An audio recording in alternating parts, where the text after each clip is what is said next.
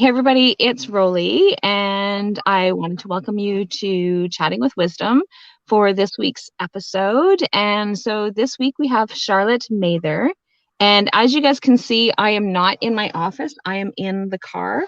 So I'm hoping that I'm going to keep my phone steady so that you guys don't have me moving, or you guys don't have me moving around. But as most of you know, I talk a lot with my hands, so this is going to be a huge challenge for me. But I want to welcome Charlotte. So I'm just going to let Charlotte introduce herself today. One of the things that we're going to be talking about is imposter syndrome. And I think a lot of us can actually definitely relate to that one. So I'm going to let Charlotte take it away. Thanks, Rollie. I'm so excited to be here. Thanks for having me. I'm not in the car and I use my hands a lot as well. So I'm going to try and keep them down here as much as possible.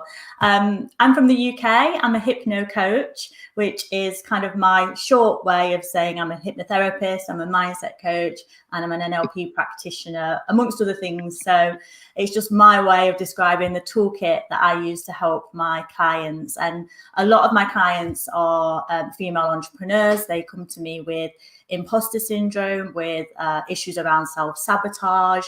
And I use a blend of hypnotic practices, tapping, subliminals, and coaching to understand why they're exhibiting these fears, these self-sabotages, and feeling like an imposter, even though they're successful.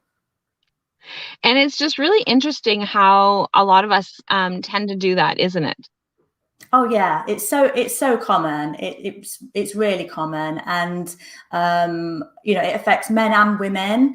But a lot of the clients that I see are women that are trying to create something new for themselves. Be that a business or be that a career, and they're finding that they just don't feel good enough, or they feel like they're going to get found out to be a bit of a fraud or an imposter. And often they're really successful and inspirational, and you wouldn't know that was behind the scenes.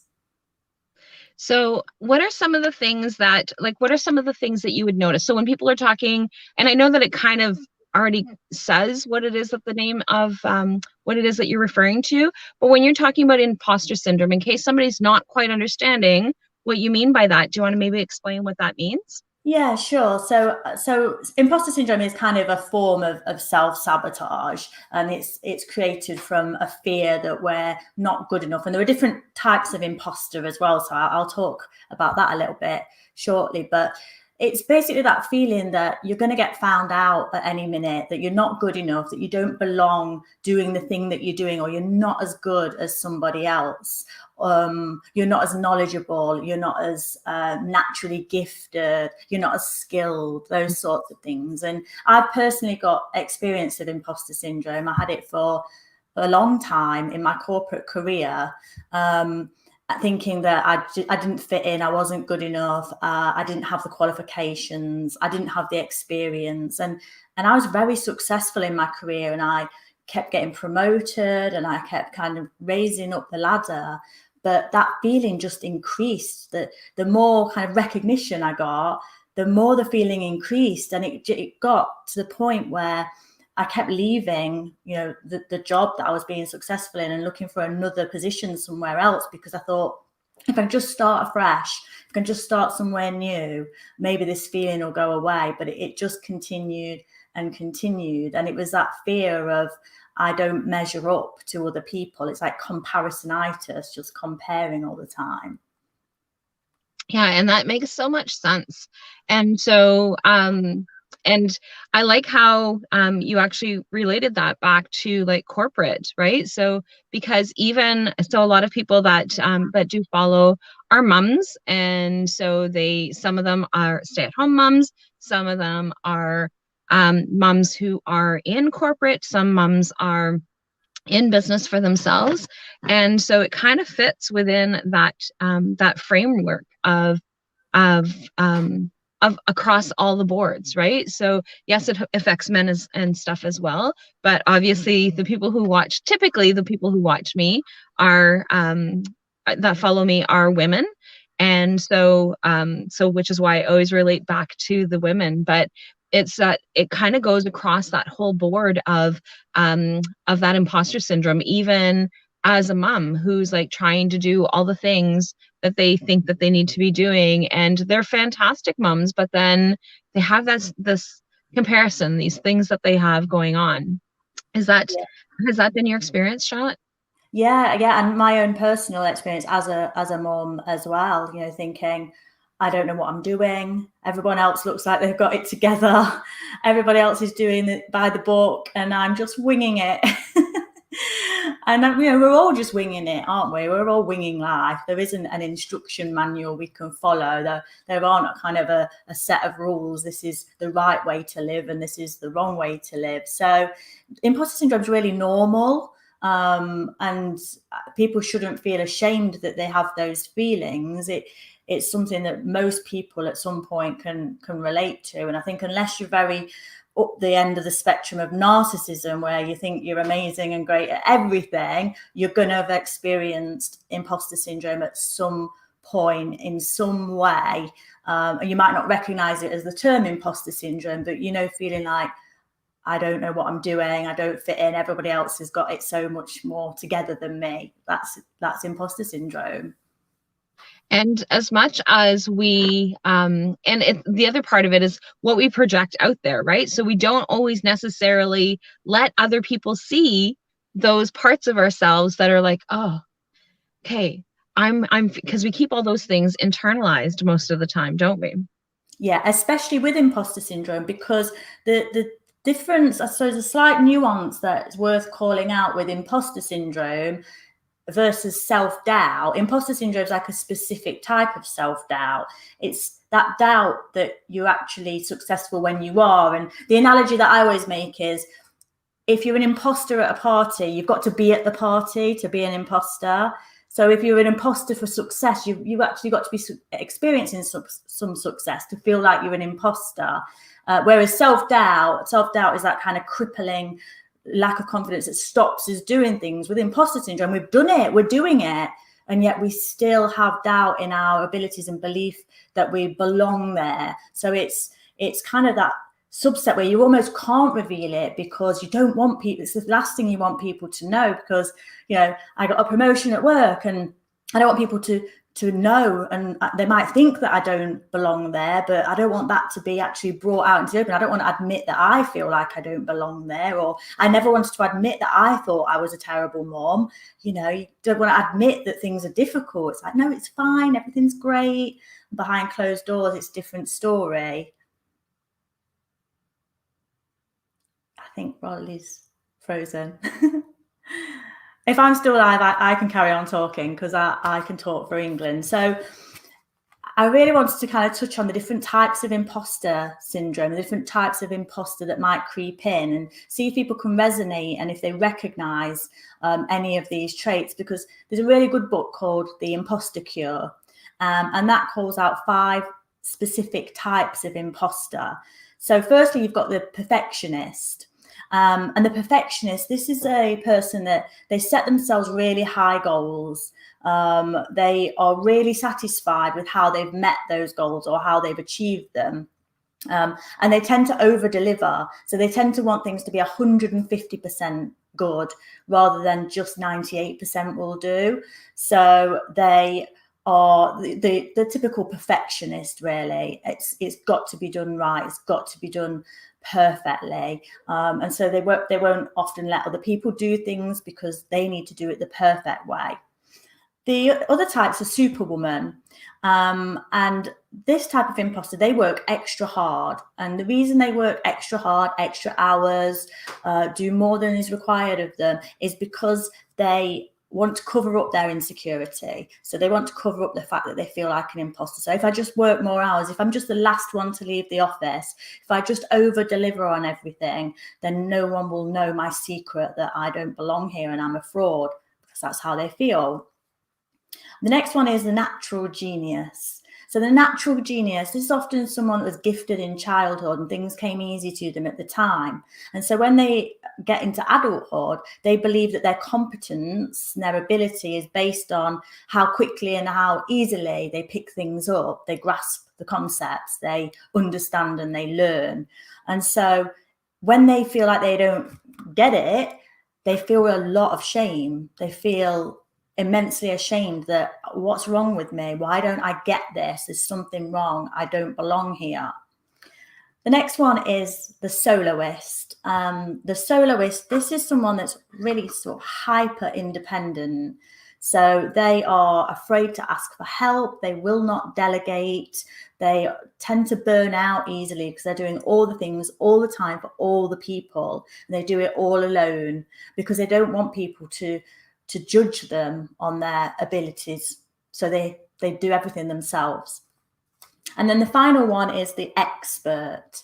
And the expert, they believe that competence is based on how much they know or what they know. So this type of person, and some people might resonate with this, is always seeking out the next level of training or the next certificate. Oh, if I can just do my advanced level, then I'll be ready to go. If I can just get a degree, if I can just then get a master's degree, if I can just do my PhD. Or think about it in another way, it's if I can just keep striving to learn more about something, reading another book, then I'll feel ready. And their biggest fear is that they are exposed as unknowledgeable. So they're exposed as the fraud that they think they are. Rollie's just commented that she's lost connection entirely. Okay, I'll carry on for a few more minutes talking about imposter syndrome. So imposter syndrome is a subset of self-sabotage, and self-sabotage appears, if you like, or it's a result of an unmet subconscious need. So it's our mind saying to us, look over here instead. We need your attention over here. So another example of self-sabotage might be procrastination. You know you've got to get something done. You've got to get to the bank, or you've got to file your accounts. You know you need to do it, but for some reason you find yourself on Facebook, or you're reading a magazine, or you're making some lunch, and you're just not getting round to this thing that really needs to be done. And you know logically all the reasons it needs to be done, and you know you feel better when you've done it, but for some reason you're swinging about on your chair. And so if we take procrastination as an example, with self-sabotage, it's your mind directing you to an unmet need. So what is the unmet need? And there are 6 kind of basic core human needs, according to Tony Robbins, and they are certainty, and that's certainty as in I'm safe, things are the same. And there's uncertainty, which is a need for variety, a need for novelty, and yeah, you can ask questions from here, Rollie. I'm just going to keep going for a while. And then you've got the need for significance, to feel like you matter, to feel like you're important, that you mean something. And you've got the need for connection, love and connection. So to be connected, to be loved, to be accepted, and to have sort of approval. And then there's 2 more needs, and they're more spiritual needs, like growth, to grow, to learn, to advance, and contribution, to make a difference, to add to other people's lives. They don't tend to crop up, in my experience, in self-sabotage. So we're looking at the 4. Certainty, to feel safe, to feel things are the same, to feel stable, uncertainty, significance, and connection. So if you find yourself self-sabotaging, not getting on with the thing you're supposed to, what is the unmet need? Is it that thing I've got to do isn't giving me the certainty I need, so I've got to look somewhere else? So let's say you're procrastinating over something you need to do and you've never done it before. So it's new, it's novel, it feels uncomfortable. And your subconscious mind wants a need for certainty at this point, for example. And so it says, okay, what can I do that will give me that safety, that comfort? And that might be you procrastinate by sitting and reading a magazine, and that's your unwind time. That's your way of relaxing. So you get that need for certainty met in that instance, and that need is stronger than the need to do your accounts or visit the bank. So it's needs being played off against each other. It might be, so procrastination isn't always, oh, I need certainty. It might be, I need uncertainty. This thing you've got to do, your accounts, is boring. You don't want to do it. You do it every month. You want excitement. You want novelty. So your subconscious mind directs you to something else. So you go on Facebook, you read about other people's lives. You've got your need for uncertainty, variety, novelty met, and you don't do your accounts. So it could be a need for significance. So this thing that I've got to do that I'm putting off doesn't make me feel significant. You know, maybe it's a behind the scenes job. I get this. So I've got to do some admin in my business. I've got to do some admin.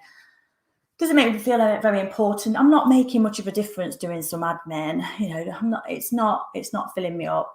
So I might procrastinate and have my need for significance draw me away from that. And I might chat to a friend on the phone instead of getting on with my admin, because that makes me feel significant. It's like, okay, the needs have played off against each other and the stronger ones won. Finally, it could be connection. So again, it might be, use that example I've just used. I've got to do my admin. I just feel like I'm stuck in my office. I'm on my own. I'm lonely. Haven't spoken to anyone all day. Don't want to do my admin. Procrastination kicks in, takes me towards going and chatting with my husband in the kitchen. So I feel that connection. And he's like, haven't you got your admin to do? I'd rather be chatting and getting my need for connection met. And this can apply to any of the self-sabotaging behavior. So this can apply to procrastination, to imposter syndrome, to bickering. If we begin bickering with our loved ones, is it because that bickering meets a need for connection or significance? Like, look at me, I have something to say. I'm going to slam around until you pay attention to me, because my need for significance is coming into play. When we try and start healthy habits and we quit them, what is the unmet need that's causing us to quit? So self-sabotage being anytime something unknown, unseen stops you doing something that you need, even believe you want to do. Any type of self-sabotage is is a misdirected, unmet need. So ask yourself, am I in need of connection, significance? Am I in need of certainty, uncertainty? And if you identify one of those needs, what positive way can I find to meet that need and still get the job done? So if I've got to do admin and that doesn't, at that moment, I've got a need for significance, it might be that I bargain with myself and say, I'll get my admin done, and then I will meet the need for significance in another way. So Rollie's just said, I love how you've brought the need for significance with bickering. See this a lot and never put those two things together. Yeah, this is a big one. Significance or connection. So if someone's feeling a little neglected or lonely, or if they've been sat like I sit in my garden office all day, and I feel like I need to connect with someone, I go inside and my husband's busy. What is the quickest way to get my need met for connection? My subconscious mind doesn't say, what's the healthiest way? What's the most positive way? What's the kindest way? No, my subconscious mind works quick and fast and automatically. It says, what's the fastest way? The fastest way to meet that need for connection and get some attention is to start complaining. Oh my God, look at all the pots. Look at the state of the house in here. Husband's attention, straight round, connection made, subconscious mind satisfied, conscious mind thinking, why are you doing this? Why are you making a fuss over the mess in the kitchen? And it's because the subconscious met that need really quickly. So we almost need to interrupt the pattern when we start to notice it, because we will, with self-sabotage, we'll fall into patterns. So it's noticing that pattern. If I'm sat here, been alone all day, feeling a little bit agitated, I need to talk to someone, need some connection, and then I know what is my programming. What does my subconscious program do in this situation? Walk inside and pick a fault and start to bicker. So now I think, right, I'm going to walk in the house, I'm going to say something really nice to my husband, I'm going to ask for a cuddle. And that's what I do. So it doesn't take the need away, but just consciously you can find a kinder, more positive alternative to meeting that need. And it's the same with all of our self-sabotage behavior. The key is recognize why it's happening.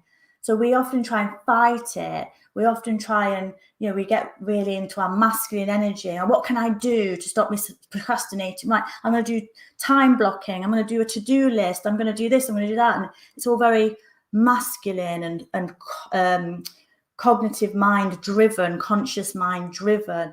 But actually, our subconscious knows best, and our subconscious will reveal to us what the unmet need is. And when we start addressing that rather than fighting the sabotage, self-sabotage shows up less often, and it's less invasive. So Nadia says, perfect timing, quit my health challenge this morning because I'm bad at the number on the scale today. Yeah, so when we feel like we are not succeeding at something and we choose to quit, we're protecting ourselves from that fear of failure. But also, what is the subconscious need that's saying, don't start the healthy challenge? Is it because you need certainty of, oh, this is new, this healthy challenge, and it's unfamiliar, and I'd rather be certain that I can just stay as I am and things won't change, and that's comfortable? Because often when we're getting out of our comfort zone, then we lose that certainty.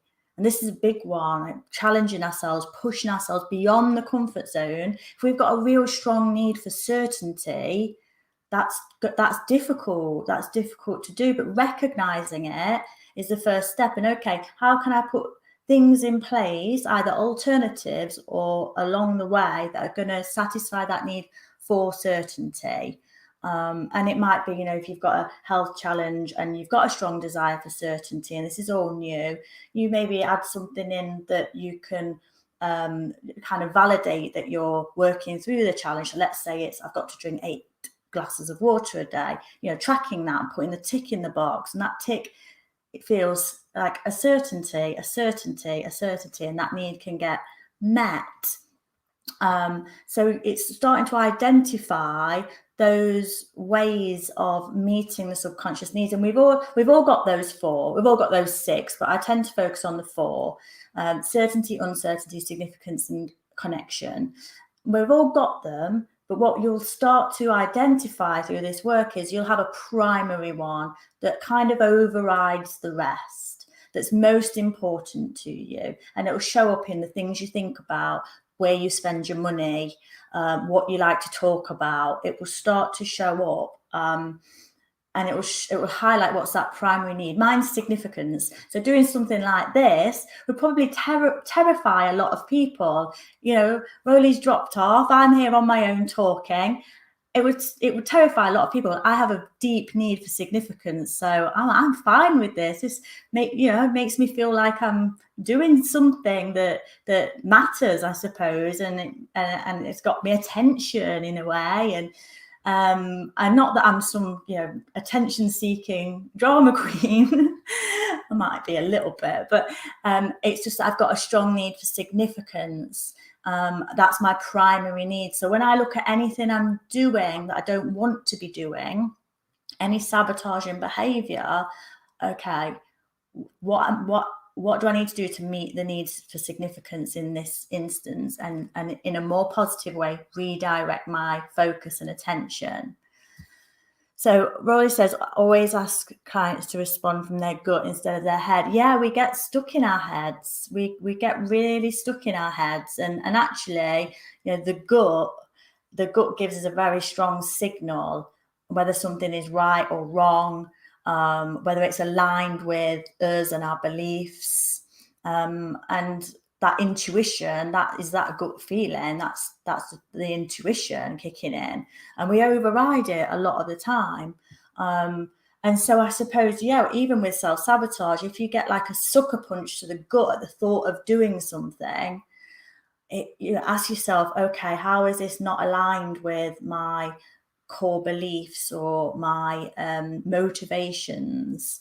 So, you know, asking yourself, okay, what can I do to alleviate that feeling of dread over something? So we all get it. And it's about making life easier. We can't take away chores like going to the bank or filing accounts, but making them easier and almost bargaining with our subconscious mind that, okay, I'm going to do this thing that's a bit uncomfortable or boring or however it feels, but afterwards I'm going to meet this need by doing this other thing. So it might be you know, taking a walk, you know, do a regular walk every day, and that need for certainty is there because you do the same walk every day. It might be I'm going to watch a TV show. It might be I'm going to call a friend, or whatever you feel, and you'll feel it in your gut. Like Rollie says, you'll feel it in your gut that that's the right thing to do and that feels good. So if you've got something and it feels, don't want to do it, feels horrible, feels uncomfortable, then what can you after that takes that feeling away and makes you feel great again and makes you feel like the needs have been met? So, yeah, Rollie was worried about how this would go because of being in the car and stuff. So yeah, we've got this. I'm probably going to wrap it up shortly because I've probably covered a lot of what I was going to say because I've done all the talking. And I don't have an issue at all with doing all the talking. So just to kind of wrap up, ask yourself, you know, when imposter syndrome feels like it's creeping in, identify which imposter would be a good one. So perfectionist, the superwoman, the natural genius, the soloist, and the expert. You know, which imposter is creeping in there? What subconscious need have I got that perhaps isn't being met? So you're stepping out of your comfort zone, and you feel like this is all new and novelty, and yet you've got a really strong primary need for certainty and things to stay the same. If you can just be aware of that, you can kind of engage in the self-soothing techniques, you know, tell yourself it's going to be okay, and make that transition out of your comfort zone as comfortable as possible. So, you know, things like affirmations and doing a success audit of all the things you've achieved, all the things that you're proud of, can help with that, can all help with imposter syndrome. So yeah, I guess if anybody is struggling with imposter syndrome, always happy to answer any questions, any kinds of self-sabotage. I talk about a lot on my Facebook page and my Facebook group. If it's okay with Rollie after, I'll put some links in, but I'm not going to kind of call everything out here because I've been talking for 30 minutes now and I need a drink. But yeah, I'm based in Nottingham in the UK. So if anyone else from the UK, say hi. I work globally. I'm online. All of my work's done online now. Even though we built this beautiful office in the garden and therapy room, I just spend all my time here on my own.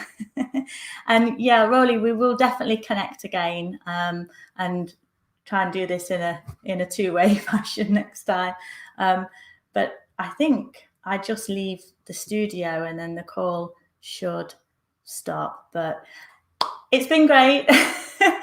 It wasn't what I was expecting, but it's been fun. And if anybody wants to connect, more than happy to. If anyone has any questions, please reach out. Have a good day. Bye.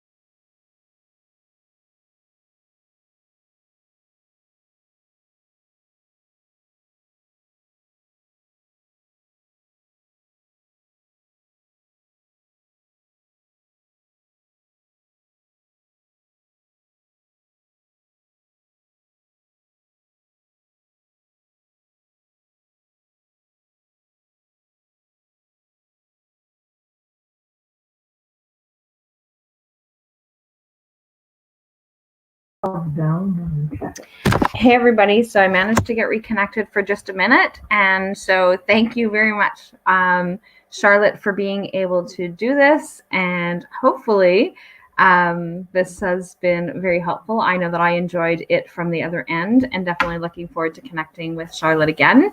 And I guess when she left, it didn't disconnect, so I was trying to find a way of getting reconnected. And before I get disconnected again, I will chat with all of you guys later, and bye for now.